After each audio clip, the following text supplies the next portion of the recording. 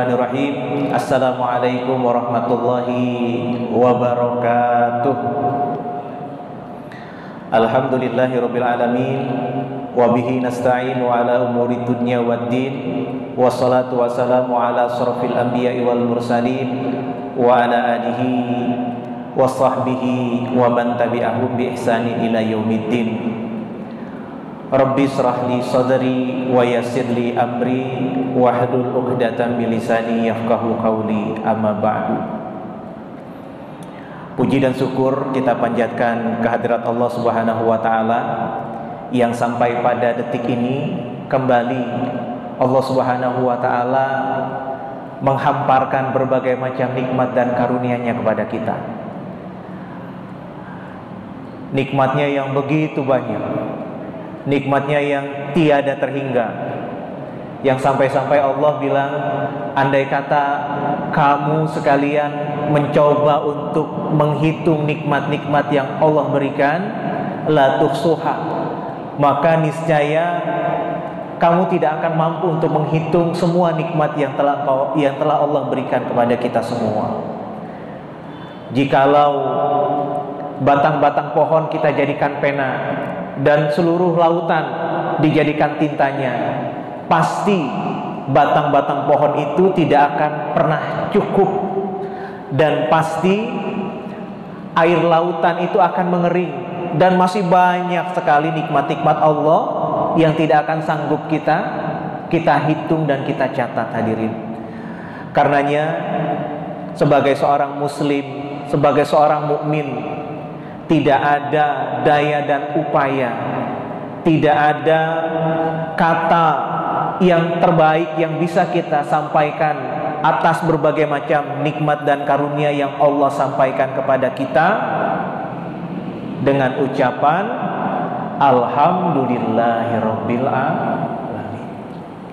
Sebuah ucapan kalimat tahmid yang tulus dari dasar hati.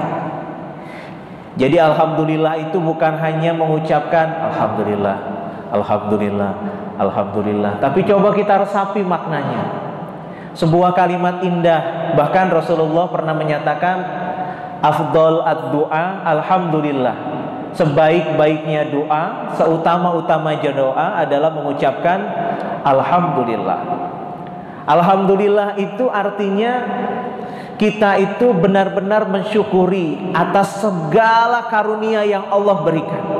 Kita mengakui bahwasanya kita itu adalah hamba, Allah adalah pencipta, Al-Khaliq. Kita itu tidak akan bisa berbuat apa-apa, dan kita tidak akan mendapatkan segala sesuatu dalam kehidupan ini kecuali illa biiznillah, kecuali atas izin dari Allah Subhanahu wa taala. Karenanya 15 hari Ramadan seyogyanya mendidik diri-diri kita untuk menjadi pribadi-pribadi yang senantiasa bersyukur kepada Allah Subhanahu wa taala. 15 hari Ramadan seyogyanya dapat dan mampu membentuk karakter dalam diri kita menjadi sebenar-benarnya Abdullah. Karena banyak dalam kehidupan kita yang tidak sadar tentang posisi dan predikatnya sebagai seorang Abdullah, yaitu hamba Allah. Nah, jamaah Masjid As-Salam Joglo yang dimuliakan Allah Subhanahu wa taala, Allah Subhanahu wa taala dalam surat Al-Baqarah ayat 155 mengingatkan kepada kita. A'udzubillahi minasyaitonirrajim. Bismillahirrahmanirrahim. Walanabluwannakum bisyai'in minal khauf wal ju' wa naqsim minal amwali wal anfusi was samarat wa basyiris sabirin. Ini akan menjadi pengantar kita menjelang berbuka, hadirin. Sudah seyogyanya dalam hidup tidak lepas dari yang namanya ujian. Betul? Jadi sunatullahnya hidup itu memang ada ujian. Sunatullahnya hidup itu akan dihamparkan berbagai macam cobaan. Berarti kalau kita masih hidup dan kita menolak ujian dan cobaan, berarti ada yang kurang beres dengan diri kita. Kalau kita merasa kita hidup sekarang dan kita tidak mau diuji dan dicoba oleh Allah, berarti ada sesuatu yang kurang pas. Pemaknaan dan makrifat kita kepada Allah yang perlu diperbaiki kembali. Karenanya yang namanya hidup pasti nih. Jadi bukan angan-angan. Yang namanya hidup pasti akan diberikan oleh Allah ujian, cobaan. Pertanyaannya untuk apa? Kira-kira untuk apa hadirin? Kenapa Allah memberikan kita ujian dan cobaan? Ayo. Apa Pak? Ya, good. Untuk menaikkan derajat kualitas kehambaan kita di hadapan Allah. Apalagi kira-kira? Kenapa sih ya Allah? Kenapa saya yang diuji kan gitu? Kalau kata Allah, why not? Kenapa enggak? Jadi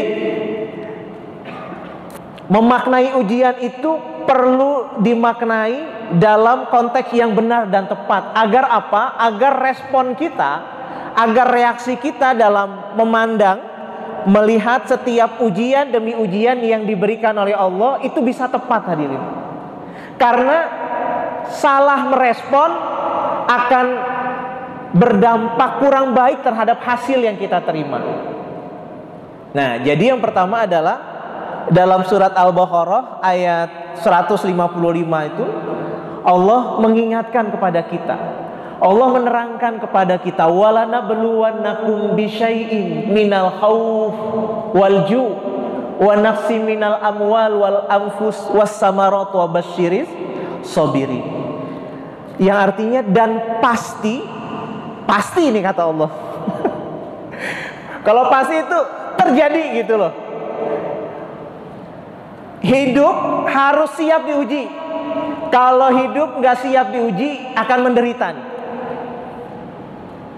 Dan pasti kami akan menguji kepada kamu dengan walanabluwannakum bisyai'in, dengan ada takaran nih Allah bilang nih, dengan sedikit ketakutan, dengan sedikit kelaparan, dengan sedikit kekurangan harta dan benda, dan juga buah-buahan. Dan ini merupakan bagian dari tamsilan-tamsilan semua hadirin. Jadi Allah bilang akan diuji dengan sedikit. Jadi takarannya itu adalah sedikit. Berarti apa? Karena takarannya sedikit, peluang kita, peluang kaum muslimin, orang-orang yang beriman untuk lolos di dalam setiap ujian yang Allah berikan itu besar atau kecil? Besar atau kecil? Besar. Yang membuatnya itu berat, yang membuatnya itu sulit untuk lolos karena kadar kualitas keimanan kita dulu nih yang perlu kita evaluasi. Sampai sejauh mana? Sedikit ketakutan, kelaparan, kekurangan harta dan jiwa serta buah-buahan. Ini kita bisa tamsilkan dalam kondisi kita sekarang. Berasa kan hadirin? 2 tahun kita diuji oleh Allah menghadapi sebuah fenomena, sebuah kejadian yang mungkin gak pernah kepikiran tuh oleh kita. Fenomena itu disebut dengan pandemi COVID-19. Di mana itu dari Sabang sampai Merauke nggak cukup, Asia Tenggara nggak cukup, bahkan seluruh belahan dunia itu terdampak. Terdampak apa? Terdampak akibatnya dari COVID pandemi 19. Yang meluluh lantakan apa? Perekonomian ambruk. Ya. Maka mungkin boleh jadi ada di antara kita yang sekarang yang kehilangan pekerjaannya karena di PHK akibat mungkin perusahaan tidak sanggup menahan gejolak dan beban dari ekonomi sekarang. Boleh jadi ada yang bisnisnya turun, bahkan sampai tertutup. Boleh jadi dengan kondisi sekarang ada yang rumah tangganya gonjang-ganjing karena maaf, sang suami belum mampu untuk menghidupi nafkah keluarganya. Sang istri pun diuji dengan kondisi ini. Sang anak pun diuji. Dan segala macam bentuk rupanya nih hadirin. Namun kalau kita kembalikan kepada ayat tadi, Al-Baqarah 155, kata Allah, walanabluwannakum. Itu semua adalah bagian ujian yang akan kami berikan. Tergantung dari sudut pandang kita nih hadirin. Bagi orang-orang yang beriman, apapun warna-warni ujian dan cobaan yang diberikan Allah dalam kehidupannya, itu semua adalah bagian dari ujian dan cobaan. Satu level di atasnya apa? Teguran. Namun bagi orang-orang yang tidak beriman kepada Allah, bisa jadi itu merupakan azab dari Allah Subhanahu wa ta'ala. Nah, yang pertama, bagaimana sikap kita menghadapi ujian demi ujian yang Allah berikan dalam kehidupan kita? Yang pertama adalah kita perlu memperbaiki mindset kita, cara berpikir kita untuk melihat ujian itu. Bahwasanya setiap penderitaan boleh jadi yang diberikan oleh Allah bukan untuk membuat hamba-hambanya itu malah terlena.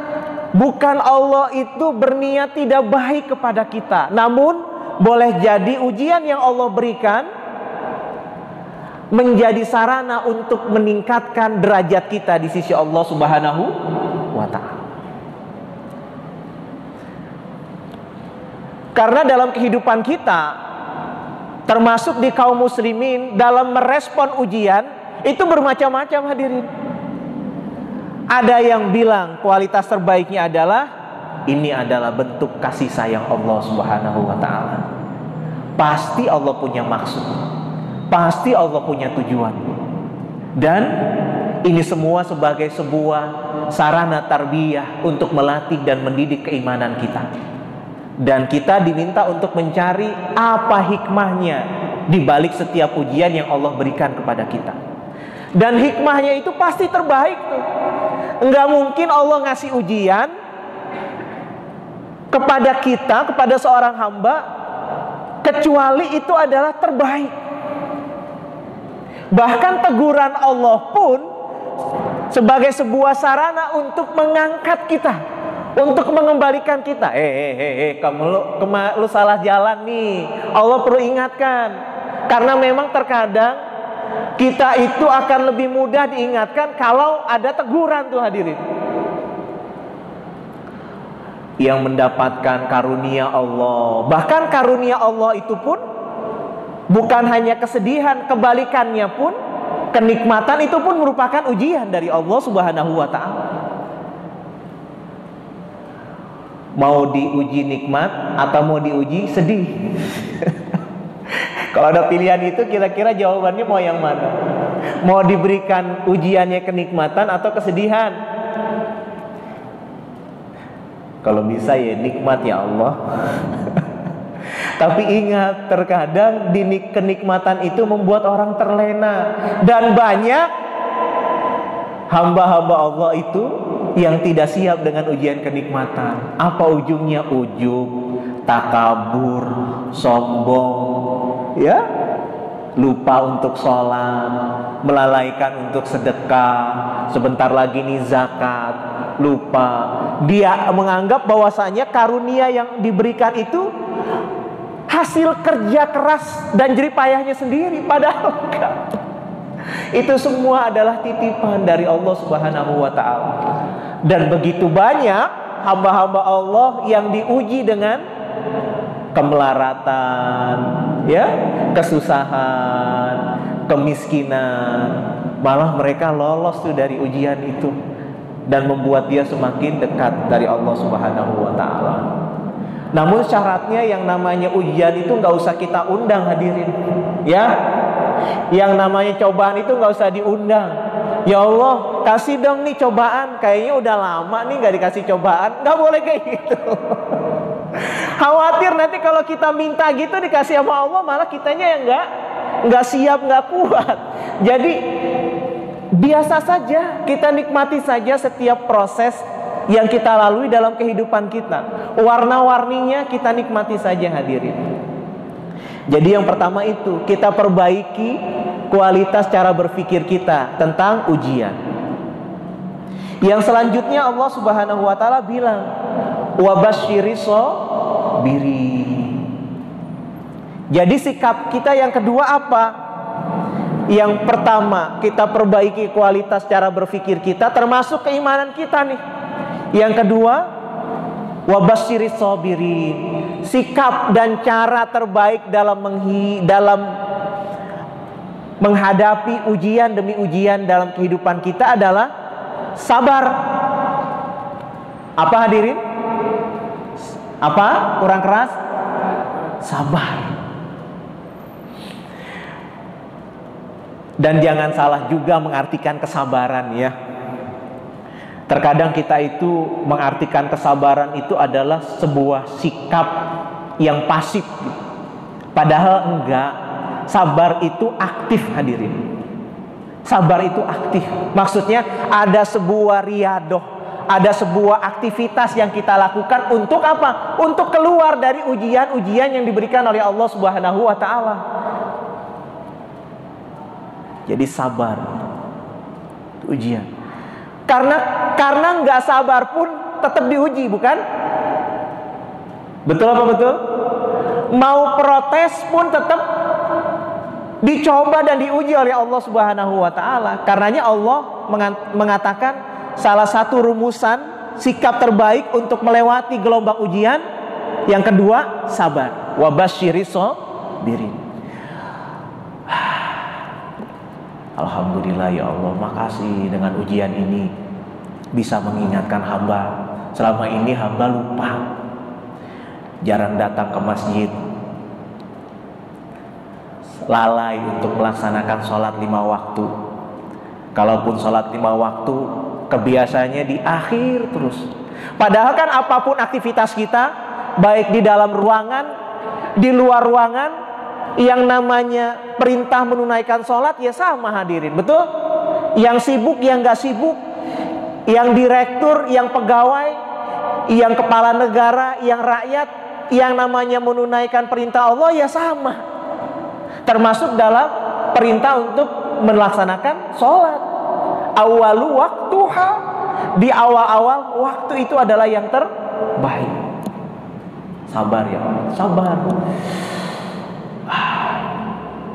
Karena ketika kita sabar pun dalam proses kesabaran menghadapi ujian itu dihitung oleh Allah sebagai sarana pemberat kualitas amaliyah pahala kita di hadapan Allah Subhanahu wa taala.